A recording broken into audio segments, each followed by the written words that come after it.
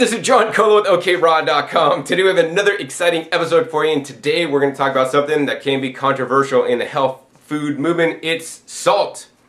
And is salt good? Is it bad? Is it right? Is it wrong? People always want to know, John, what's the answer? Well, I'm going to go ahead and give you guys my opinions on this topic based on my research, which are based on many journal published reviews. I've been living a healthy lifestyle now for the last 22 years, since it's 2017 now. Happy New Year to everybody.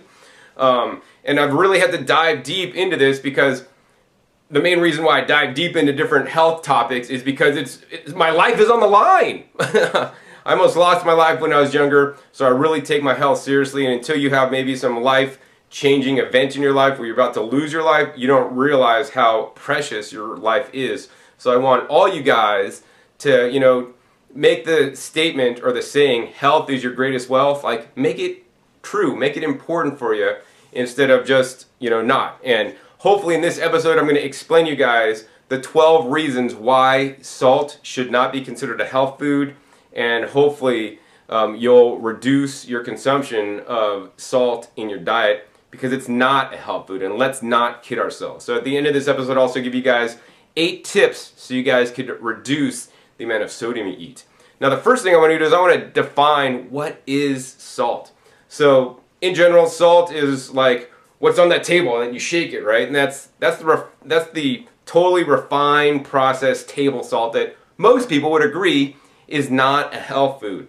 The challenge arises when people get these other salts: Himalayan salt, Redmond salt, Celtic sea salt, Baja Gold salt, all these different designer salts, or even lava salt, red salt, pink salt. I mean, whatever it is, they get like this whole marketing message to them that oh yeah, you gotta eat the Himalayan pink salt because it's healthy, healthier than the standard salt. Well, check it out. Standard salt could be mostly sodium and chloride, and that's what primarily salt composed of. It composes of sodium and chloride, which are 2 minerals, and other different kinds of salts may contain more different minerals aside from the sodium and chloride. So for example, the Himalayan pink salt is about 97% sodium chloride with 3% other minerals. The Redmond minerals, once again, that's 97% sodium and chloride with 3% other minerals. You might be thinking, John, I do the Celtic sea salt, man. That's the healthiest of them all. The Celtic sea salt is 84% sodium chloride, and the rest is other minerals. I think, 16%. But even a better salt than that would be the Baja Gold salt, and that's 71% sodium and chloride and 29% other minerals. One of the reasons for the benefits of salt is because of these other trace minerals that we really need, and I'm not going to disagree with that. We do need to get trace minerals, but I think it's maybe not the best way to get it from the salt. So anyways, what I want to do next is actually get into the 12 reasons why I consider salt not a health food. So number one reason why I don't believe salt is a health food is because for most of human history, human beings and the predecessors to human beings have never salted their food. Furthermore, animals in nature, for the most part, don't salt their food either. Yeah, you could find a salt block here and there, and you can make exceptions, and animals will find a salt block and lick it and stuff. But for the most part, animals don't add salt to their food. All animals, as well as us, before modern man and inventing machinery to mine salt and harvest salt and all these things, we ate a salt-free diet. Our bodies have become accustomed to this because that's how most of history we've evolved. We're salt-conserving machines. We will hold on to the salt, and so it gets recycled in our body. So you really don't need that much. So with so many things in modern day life, we're doing things counter to how we evolved and how we lived, and we would have definitely never had the salt in the past. Reason number 2 why salt is not a health food is because it imbalances your sodium-potassium balance as it does with most Americans. We need to have a balance of 2 minerals, sodium and potassium, in our bodies. And when we have the right balance of sodium and potassium, we have sodium-potassium pumps in every cell of our body, which there's a ton of them, a trillion, a gazillion, I don't even know how many cells are in the body. But for each of these cells to move fluid in and out of the cell, this sodium-potassium pump needs to be functioning optimally. And to be optimal, it needs to have the right ratio of sodium to potassium. So the proper ratio to sodium potassium may be between 1 sodium to 3 potassium. Unfortunately, most Americans' sodium to potassium ratio are like 1 part sodium to like 0.7 potassium. So this means that every cell in their body is not going to work as efficiently as it could because it doesn't have the right ratio. This is very important, and it's probably most important to have the right ratio. And if you're eating salt, for sure, you don't want to believe what I'm saying in this video. You're not going to reduce your consumption. Minimally massively increase your consumption of the potassium-rich foods, so it's not going to throw your balance off. Because that actually is even more critical, in my opinion, than just actually sticking with under a certain amount of milligrams of sodium a day. But yeah, this sodium-potassium pump, if you don't have the right ratios, it could wreak havoc on your body. Reason number 3, salt is not a health food because it damages your arteries. Within just 30 minutes of having a high salt meal, your artery function can be impaired. And over a lifetime, this can really mess you up. When your arteries are not working properly and the function is impaired, they're not able to transport the blood where they should need to be. You could get, problems with blood circulation. You could also have problems with high blood pressure and other heart disease related situations. Reason number 4, salt is not a health food is because salt will cripple the effects of antioxidants in your body, right? Antioxidants are what help us to stay young and help us to stay healthy, right? And when you eat too much salt, it cripples the antioxidants from working, which then can increase inflammation and other situations in your body.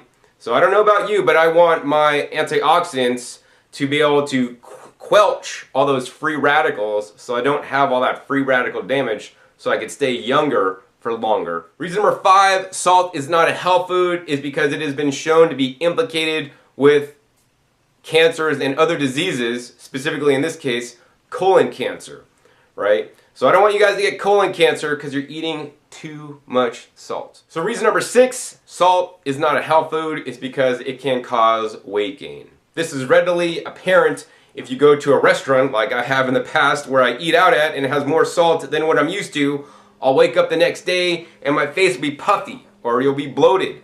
And this is because you're retaining more water. So you could be just walking around all like puffed out, man, because you're eating way too much salt. You could easily lose some of your weight by reducing the amount of salt so that your body doesn't have to hold on to all this extra water, because if you had too much salt, it would imbalance you. So your body is basically balancing out the excess sodium by holding on to excess water. I want to release all that extra water. I want the water to actually run through me and do its job to, do detox and all these things, not hold on to it for dear life, literally. I mean, this is one of the things that, like in the olden days, Japanese maybe would commit suicide by salt. I mean, there's a recent study, published scientific report on a lady who drank a whole bottle of soy sauce and it overloaded her system, and the reason of her losing her life was because of excess sodium. So excess sodium can definitely be big problems, causing weight gain and even the loss of life. Reason number 7, salt should not be considered a health food is because it leads to dehydration. Straight up. Your body requires more water when you include salt. And dehydration can be a challenge implicated with many different diseases in the body. So for that reason, I encourage you guys to eat water-rich foods, right? Fruits and vegetables are the most water-rich foods on the entire planet. Coconut water, actually, that's probably the most hydrating in the whole world. But eat water-rich foods and steer away from foods that dehydrate you, especially things like salt and processed foods with salt and cooked foods that have all the water cooked out. Reason number 8, salt is not a health food is because it can hamper your kidney function. Your kidneys are responsible for flushing out and cleaning your blood and a whole bunch of other things. And when you're having too much salt, you're basically overloading your kidneys. And I don't ever want to get a kidney transplant and have my kidneys fail because I was eating excess sodium. That may or may not happen.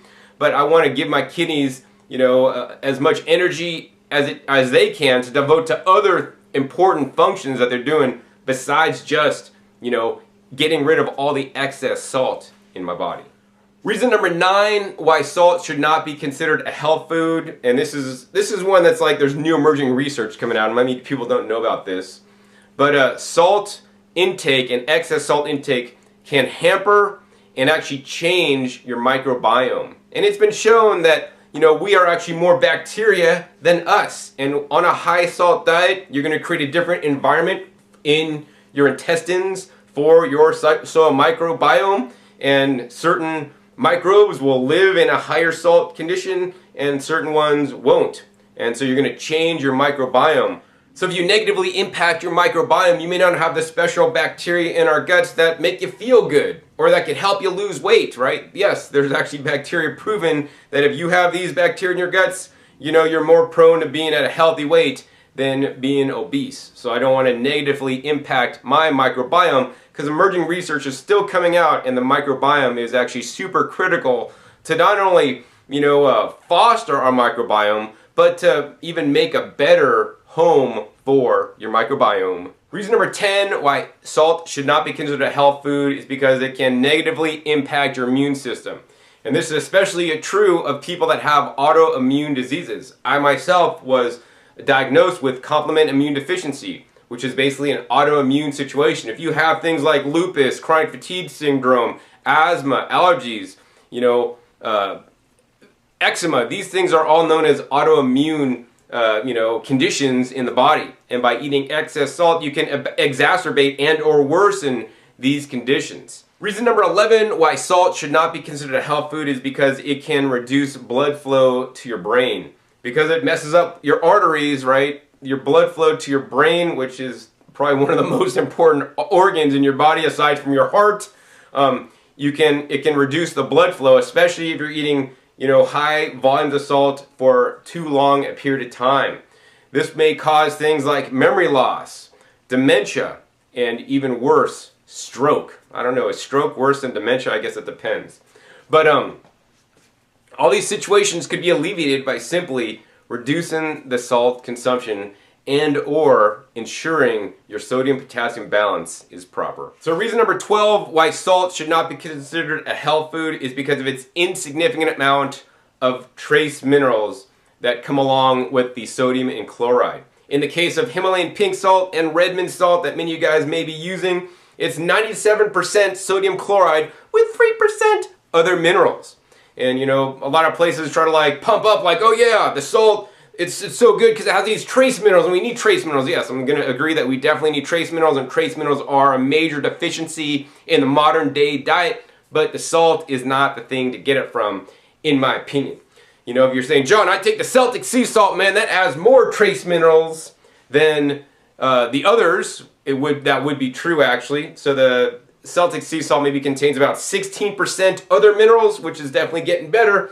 But the salt that I use on rare occasion is the Baja Gold salt, and actually that one has 29% other minerals, and the 71% is the sodium chloride. So that's even better, but even then, I do not believe that salt should be the way we're going to get our trace minerals. Number one, depending on the salt, it may have a different spectrum of trace minerals, and I want to get the largest spectrum as possible. And in general, the sea salts will have a wider spectrum than the mine salts based on my research. So the Baja Gold, also known as Seasons 90 sea salt, has up to 90 different trace minerals in there, which is good, but the problem with all salts is that the trace minerals are not in the right form that are easily absorbed by us. They're in a rock-like form, and we cannot digest rocks unless you're one of those creatures on one of those, science fiction TV shows. We can't digest rocks, and the minerals are in the wrong form. They don't have the right charge to them, and so that we're not as efficient at uptaking these once it goes through our whole digestion process. The way to make them more bioavailable is actually to get them through the plants. If you feed sea salt in small quantities or something like a rock dust powder to your vegetables, the plants, more specifically the plant roots and the microbes in the plant root zone, actually break down those trace minerals from an inorganic form and turn them into an organic form, take them into the plant cell walls, and they change the charge on the mineral. And once the charge is changed, then we can uptake them into us much better.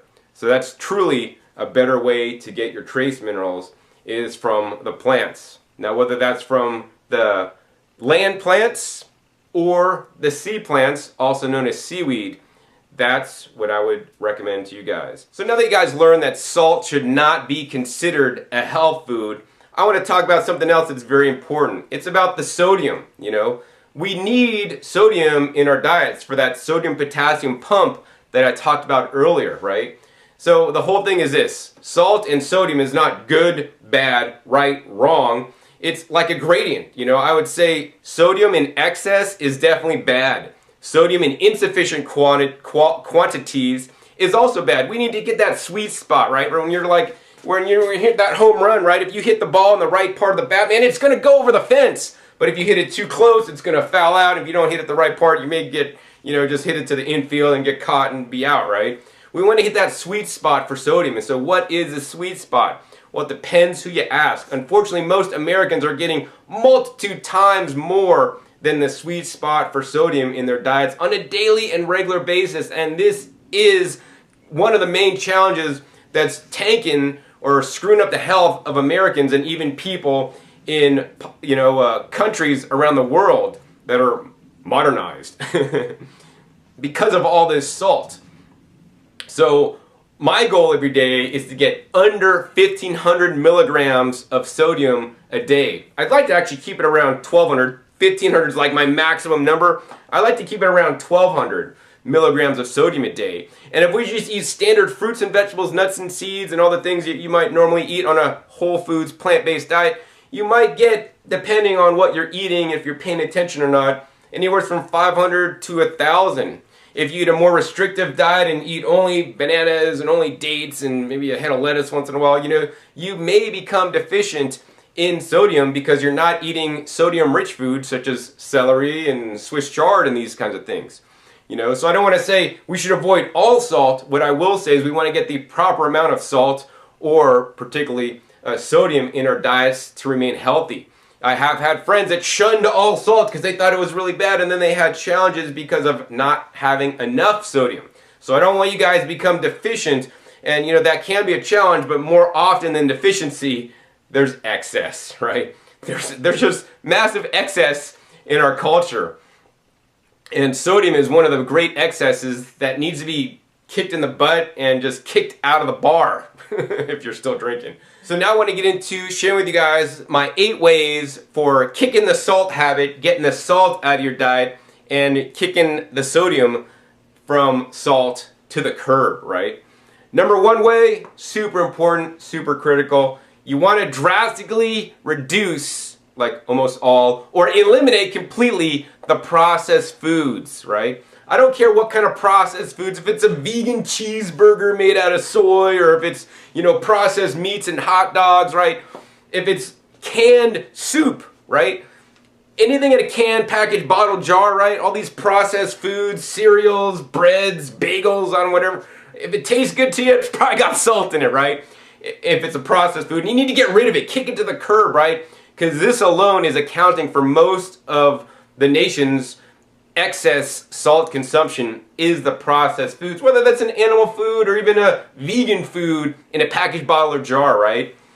Kick it to the curb. You got to get rid of those processed foods. I mean, not only just for their salt content, but for all the other things that's wrong with processed foods. Once you start processing foods, right, they start losing massive amounts of nutrition, and now you're eating basically a lot of empty calories in most cases. The thing I want to say is that, you know, why do manufacturers add salt to foods, right?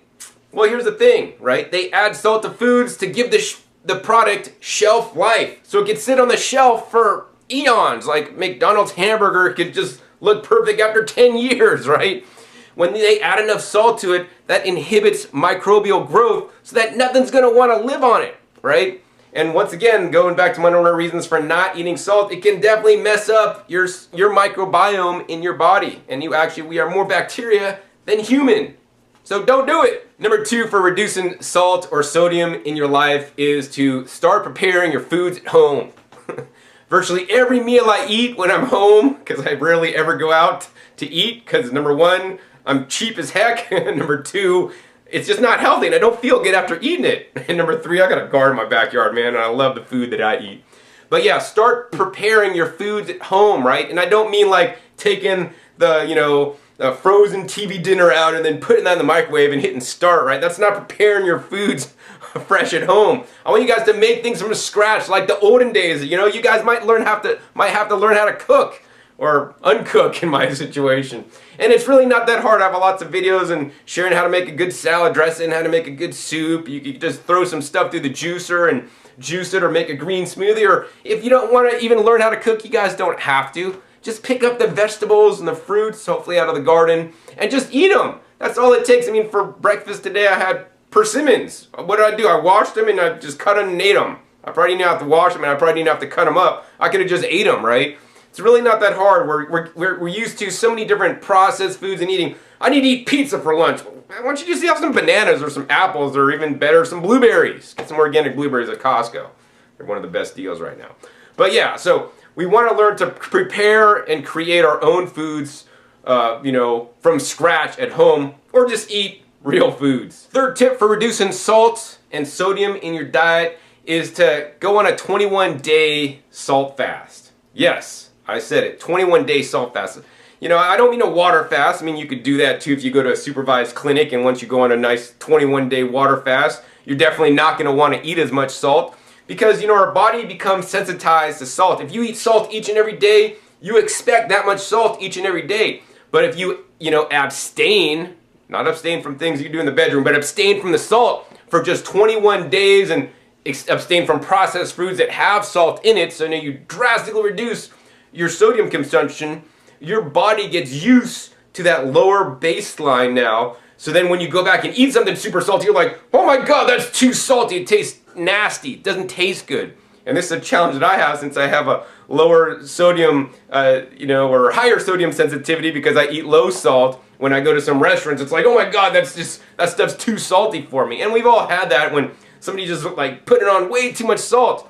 So I want you guys to lower that baseline by doing a 21-day salt fast, and not adding salt to things, and not getting processed foods with salt, and eating more whole plant-based foods which have natural occurring sodium in them, so it's not going to jack up your sodium levels too much, which may cause some of the health challenges that I talked about earlier. So tip number 4 for reducing your sodium consumption is eat whole plant foods. And if you're having a hankering for something salty, right, eat something like celery, or even better yet, the Swiss chard stems. Those guys are like super high in sodium, but aside from having the sodium in there, they have other trace minerals, vitamins, minerals, phytochemicals, right? If you're eating too much salt, that means you're not going to be eating something else.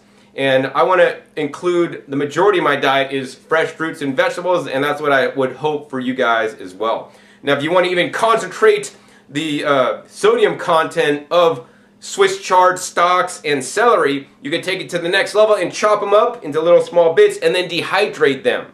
That way now you're removing the water, which then will concentrate the minerals, including the sodium and all the other minerals in the celery or Swiss chard, to make it even stronger. So then you could use dehydrated celery and Swiss chard, grind it up and sprinkle that on your food if you want to add some salt flavor. But in addition, you're going to get many other beneficial, phytonutrients, phytochemicals, as well as vitamins and minerals. So tip number 5 for reducing your sodium will work whether you're trying to reduce your sodium or not, but it's basically increase your uptake of potassium in your diet.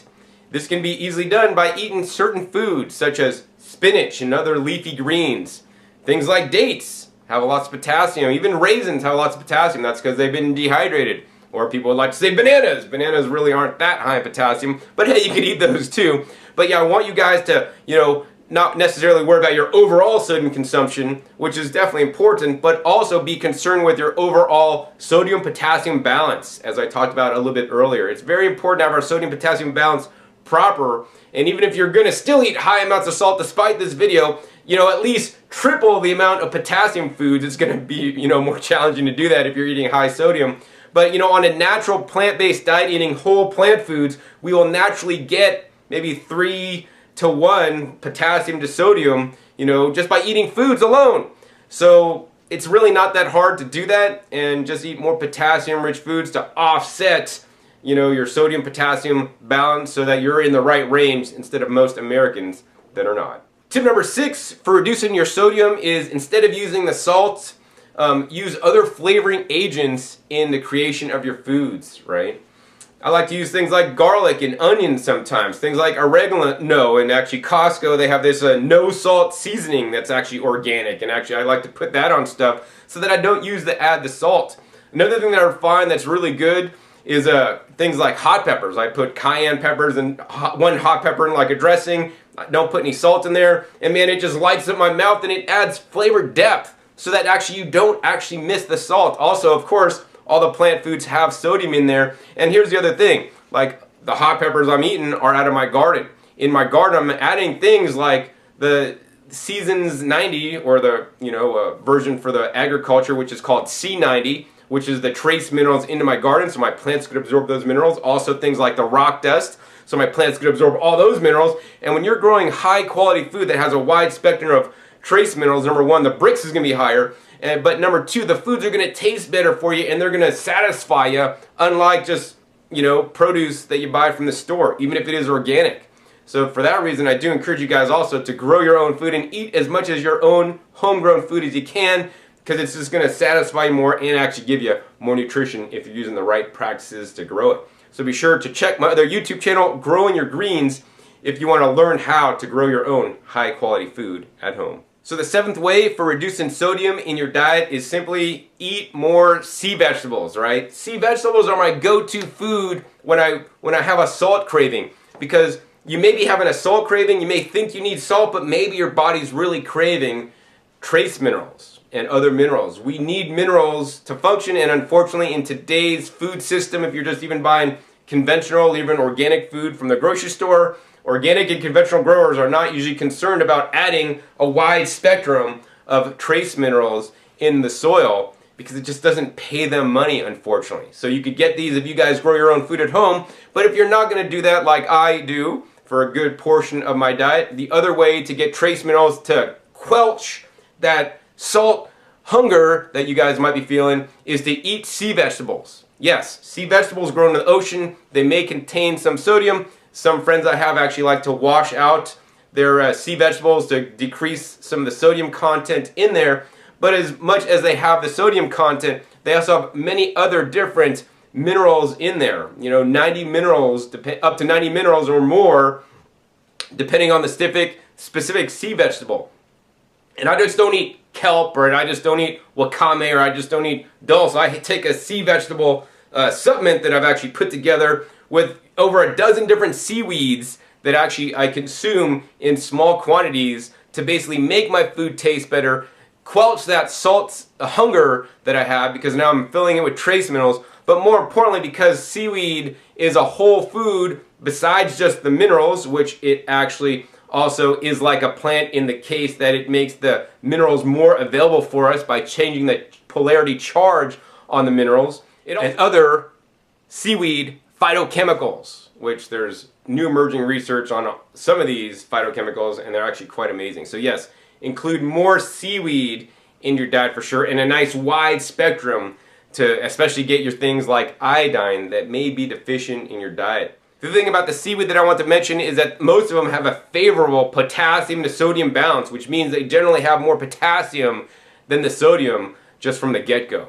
So yeah, I love the sea vegetables, and be sure to click that subscribe button right down below, because in an upcoming episode I'm actually going to detail and document and show you guys how I make my specific seaweed powder with over a dozen different seaweeds, and I probably have some extra available for you guys if you guys want to get it as well. So my last tip for reducing the amount of salt or sodium in your diet is to, instead of eating salt and sprinkling salt on your foods or adding salt to recipes, because man, so many even raw food recipes, vegan recipes, they're always adding salt, and like, salt should not be like the dominant flavor in the food you're making, right? It should be the food, right? And if you had good tasting food, you wouldn't need to add salt to it. And if you're gonna want to add salt to it, add some sea vegetables to it. And yes, definitely some sea vegetables could taste stronger and make things taste fishy than not. Some other ones don't. But here's the thing, instead of salting up your food, you want to eat things that have salt contain within them, but that are also have other benefits and other properties. So I'm going to explain some of the ones that I like to use personally. So number one, I like to use the low salt miso. Miso is a traditional fermented food, could be made out of soybeans like many of them are, or even out of chickpeas, chickpea miso that I like to use. But I like to get a low salt version because they could actually have quite a lot of sodium in there. So instead of adding like just half a teaspoon of salt or something which adds lots of milligrams of sodium, I could just add 1 tablespoon of the low salt miso, and that'll give me about 440 milligrams of sodium. And if I have like 1 teaspoon of miso a day mixed in with my salad dressing and make it taste good, and then I eat basically no salt all other times of the day, I'm going to end up reaching my target of no more than 1,500 milligrams a day. Another thing I might use, which is actually more rare because I don't see maybe as much of a health benefit from this item, but sometimes in recipes or whatever it calls for this, I'll use the coconut aminos. But with that, just 1 tablespoon will give you 390 milligrams of sodium, and not as much health benefit as from the fermented soy, which is actually beans, which I think more raw foodists should be eating. Some beans, because many raw foodists tend to leave those guys out, and beans are definitely a health food. Another food I like to eat instead of actually just adding salt with other benefits are things like sauerkrauts. Of course, you can make sauerkrauts without any added salt, and I do have videos on how to do that. Maybe I'll post a link down below if I remember. But most sauerkrauts that you would buy or that you would make do have some added salt. And when I am adding salt, when I make sauerkrauts and other fermented vegetables to ensure I get a good ferment, because it can be more challenging if you're not using salt, I like to use the Baja Gold Salt that I talked about earlier. And this Baja Gold Salt, once again, has the smallest amount of sodium chloride and the largest amount of the other trace minerals available.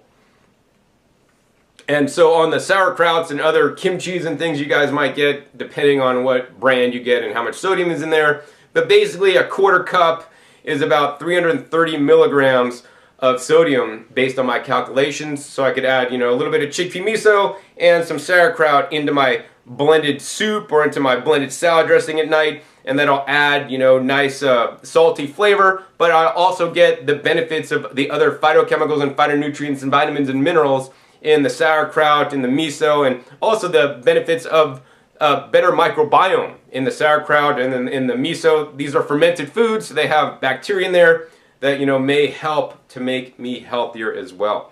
Now, a few other foods that I like to add sometimes that may have some salt added to the food, but I'm not eating the salt, is something like olives. So I like to get some naturally cured olives that may be cured in salt, that may be cured in oil without salt, but most often they use a salt brine. And then, so for those olives, what I'll do is I'll get those olives home, I'll take them out of the brine that they come in, and then I'll just put them in distilled water in the fridge and just let them kind of soak in the distilled water in the fridge.